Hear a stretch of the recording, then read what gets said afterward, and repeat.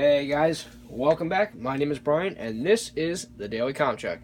So a while ago, I made a little video going over the do's and don'ts of two-way radios.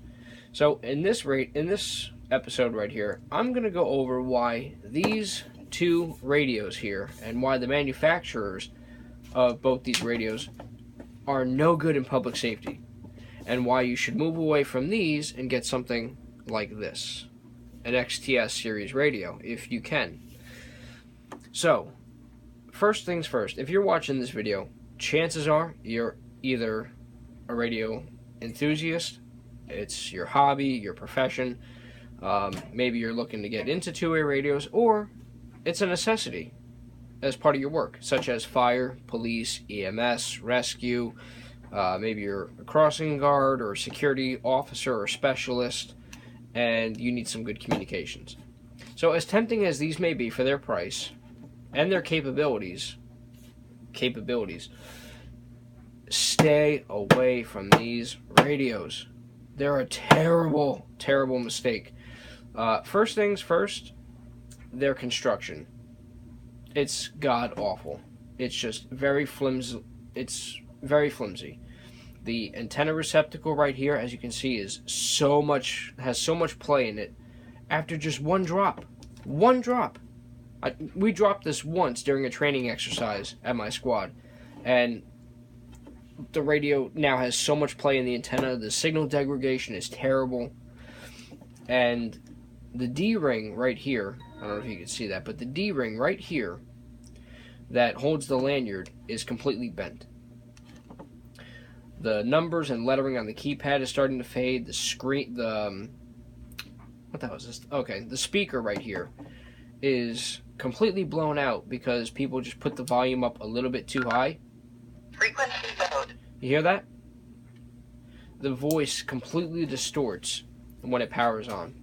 The screens are very, very brittle and fragile. And like I said, you drop this once, you might as well throw it out. They're useless. The only positive side I can think of is if you get a good microphone like this, okay, a 2-pin Kenwood style connector, and you get a good Motorola style microphone, and you plug it into the side, you'll still have good audio. You'll still have decent transmissions as long as your antenna is not jacked up like this. Now, when these come into the package, they'll give you a microphone like this. It's very, very lightweight. It's very cheaply constructed, and it's nothing compared to something like this. This, I would trust my life and the life of my crew and my patients and the general public with. I would not trust anyone's life and safety to something this flimsy and exposed to different types of elements and damage, and it can't perform that well. Now, some of the positives are that it does have an FPP style keypad, which means that you can program your channels, you can program your frequency squelch, your transmit deviation, your power levels. There's a lot that you can do from the keypad. So I'm not going to knock it for that. Frequency mode.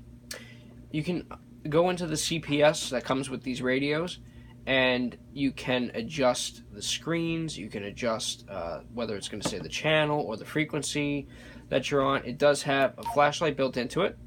Has an emergency distress beacon. Has an AM/FM radio built into the side that you can activate like so.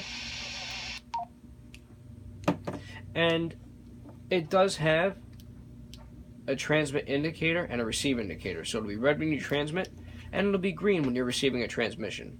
You can jump between channels and frequencies, it doesn't matter, using this button right here, the Alpha Bravo. And it does have a battery display up here, which does function pretty well. The only problem is, when you hit the transmit button, the signal strength is always full, no matter what. And when you receive, it's always full. So you're not really seeing how good your transmission's coming across, which is one of the downsides. Same thing with this Baofeng. mode. This is the Retevis RT5RV, and this is the Baofeng UV. Oh, I can't even remember what this is. We got this so long ago, but it's pretty much the same exact thing, same exact style. You know, you got the Alpha Bravo push to talk right here, where you can jump between frequency bands or the channels. Your AM/FM radio, your emergency man down beacon. So it's set up essentially the same, but it's constructed very poorly.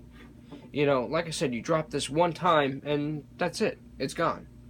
How are you going to drop your portable radio and lose your communications like that?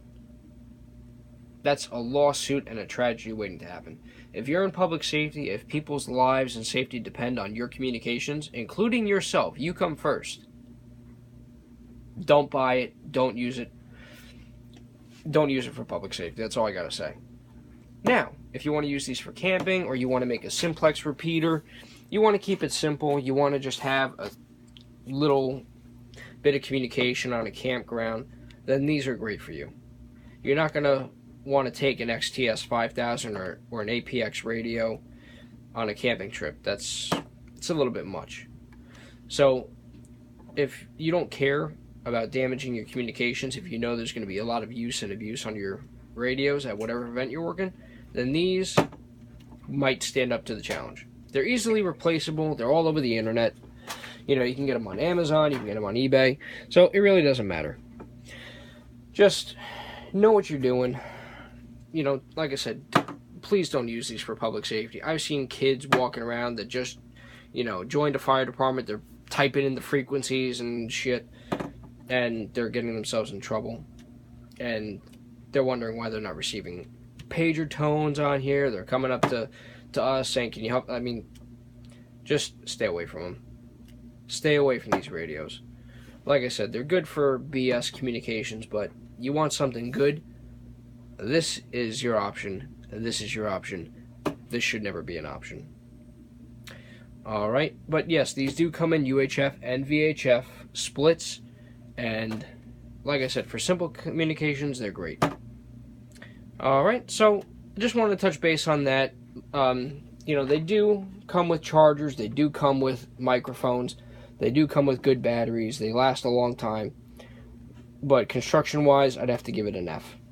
They're not meant to withstand a good long line of use.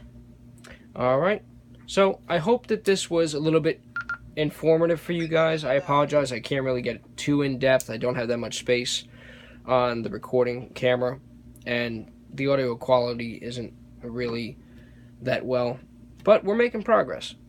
So with that out of the way, the next video I do is going to be on the HT1000. I'm going to get a little bit more in depth on that. I just can't stand these radios. They're terrible.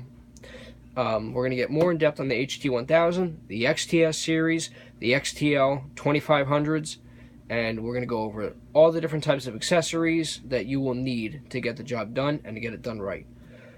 Alright, so everyone, please don't forget to like and subscribe. That lets me know that I'm doing my job right and that you guys like the information I'm putting out there. You want to see more. And with that being said, be safe, guys. Talk to you soon.